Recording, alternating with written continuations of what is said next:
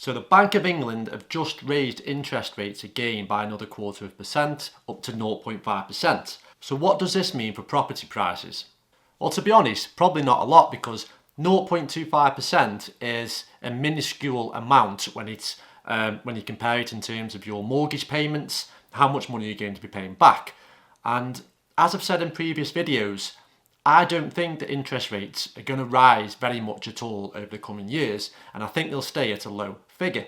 However, interest rates isn't the issue here, and the biggest factor that's going to affect house prices is rising energy bills, increase in tax, and the cost of everyday goods going up. And we've already started to see it in the past few months. Inflation has taken over. The cost of everything is just going through the roof at the minute. Now, this can only mean one thing, and that is people's disposable income will become less. So this means that the extra cash that you have left over at the end of the month won't be as much as it used to be, because all that cash is being eaten up by rising energy prices, tax, the cost of things, and now you're going to find that your mortgage has probably gone up a little bit too. All this results in a big squeeze, and this big squeeze is likely to lead to a recession, and it's definitely going to hit families very hard in this coming year. Now, I know the whole supply and demand thing has a big impact on property prices, because if there's more people that want to buy houses than are houses available, then that's going to naturally push up the price. However, there has to come a point where people just can't afford housing. Now, less disposable income and higher mortgage payments equals people can't afford new houses and people can't afford to move. Now, this is just common sense, common knowledge. The price of something can't continually increase unless other factors surrounding it also increase, such as wages and things like that. But at the minute, we're seeing the opposite. We're seeing families really struggling. Now, most people that move house usually move to a house that's more expensive than the current house they live in. Now, the problem with this, when you apply for a mortgage, the lender looks at all of your criteria, including what you spend your money on, your income, your disposable income, and things like that.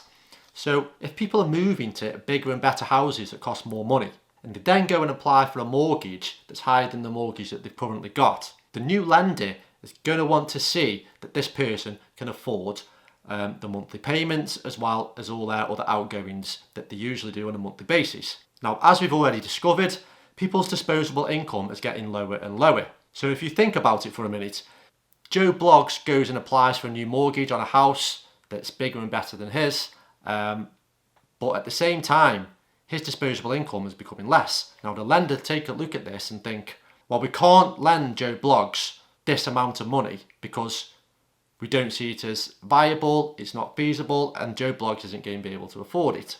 Therefore, a lot of people are going to find that they can't get the mortgage on the houses that they want. Now, if people can't get mortgages on houses, this will result in a bit of a stagnation on the property market, because people can't buy houses, then people can't sell houses.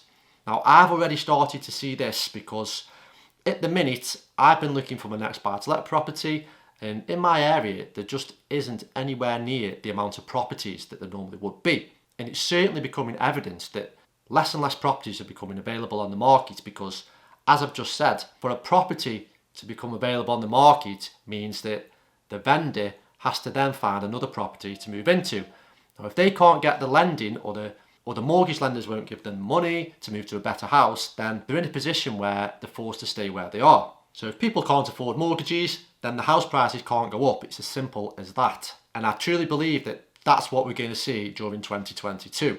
Now, I'm not saying the prices are going to dip or crash. What I'm saying is we'll find that the housing market really slows down during this year.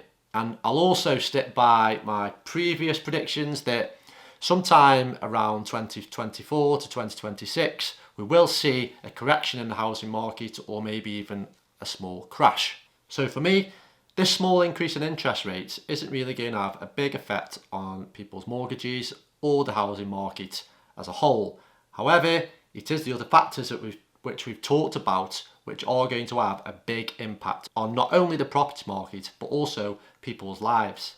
So what should you do if you're thinking of buying a house or moving a house, or if you currently have a mortgage? Now, I'm no financial advisor, so please don't take this as professional advice, but personally, I would start to safeguard against the future, and by this, I mean you need to budget in the rising costs of your energy prices and also your everyday goods.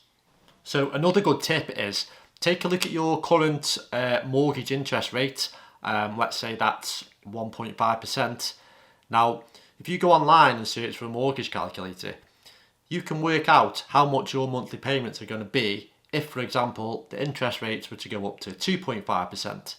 Now, once you know this figure, a good tip is to actually put aside this amount per month as sort of a contingency. So if in the future interest rates go up further and your mortgage increases, then you are already in a good situation to cover those costs because you've already put that into place before the interest rates actually go up. So if your monthly mortgage payments are £700 and you find that by the interest rate going up 1%, your mortgage payments go up to £800, then try and save this extra £100 per month. Because the way things are going, not just interest rates, but the cost of everyday goods, everything's just going up. You are going to need to safeguard your current financial situation and put yourself in a position where you can continue to afford your current mortgage payments. Now, for a lot of people, this will mean that they can't afford to move house, and it's highly likely that they might even struggle with their current mortgage payments. So one option you can do is fix your mortgage on a longer term basis. Now, there are banks that offer 5, 10, even longer term fixed mortgages at this lower rate. Now, if you're somebody that's going to be investing into property like I do, then again, you're probably going to find it's a little bit tougher than it has been in recent years because, again, lenders want to see your current financial situation and they want to see your income, your outgoings and things like that.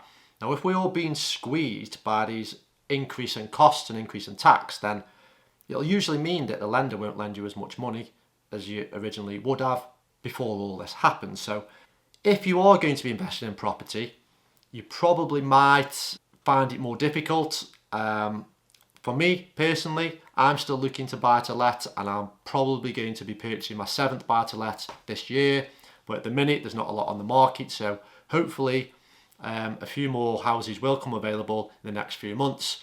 But I'm not very optimistic because, as I've outlined in this video, I think that the housing market is going to stagnate.